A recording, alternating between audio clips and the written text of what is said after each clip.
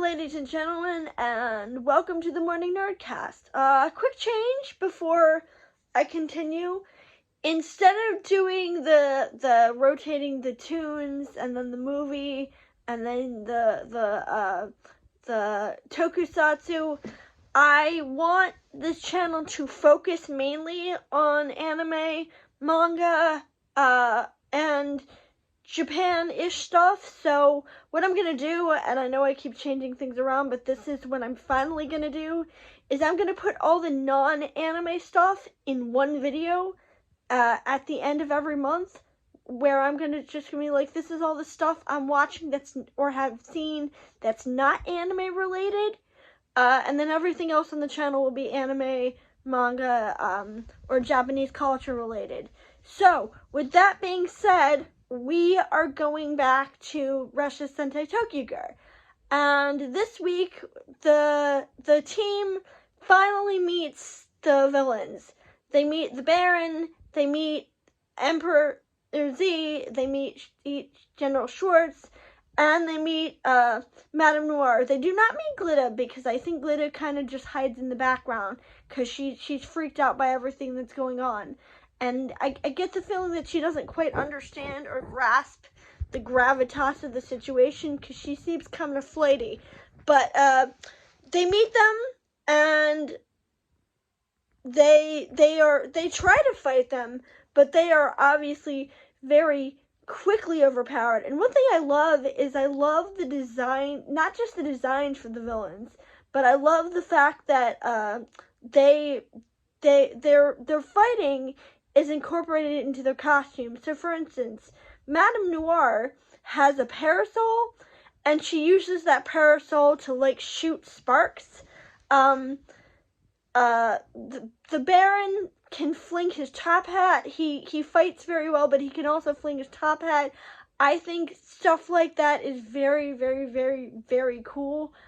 I don't understand why Emperor Z is a person instead of a shadow. That just seems very weird, although it might have something to do with the fact that he's obsessed with light. So maybe, like, he's supposed to be the bright one standing out among the darkness.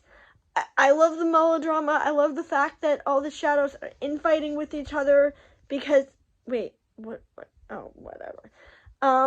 Because they're all freaking out because they can't find him, and the Baron's mad because they didn't tell him that that Emperor Z had gotten off at a different point, and he's like, we were supposed to meet him, this isn't what...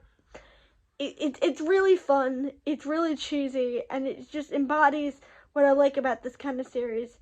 They go to an amusement park, not very much happens, like, they're excited for this amusement park. But the notable thing is that this week's monster is Junichi Suobe. But that's the cool part, because Junichi is awesome. But the shadow itself is Hypno Lamp, and basically he puts everybody in the city in a trance, and everybody forgets their imagination, and Light has to go around and basically convince his friends who he is, and that he's telling the truth about the line, because at the end of the episode, they can't see the Ressha anymore, because of this hypno. I think it was too easy. I think that, just showing up with this card and being like, oh, hey, you had this past when you were little, I would have been like, okay, I have these all the time. What does this mean? Why would this convince them that he was telling the truth? But, it does, and it's camaraderie, and it's very, very, very, very, very, very nice.